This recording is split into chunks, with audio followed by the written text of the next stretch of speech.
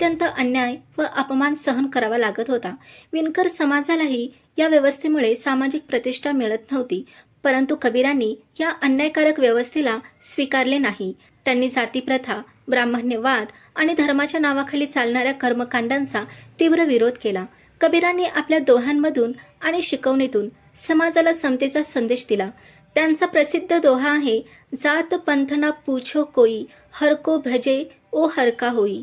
या वाक्यातून कबीरांनी स्पष्ट केले की माणसाची ओळख त्याच्या जातीने नव्हे तर त्याच्या मानवतेने आणि कर्माने ठरते। हा विचार त्या काळातील सामाजिक व्यवस्थेला मोठा आव्हान देणारा होता।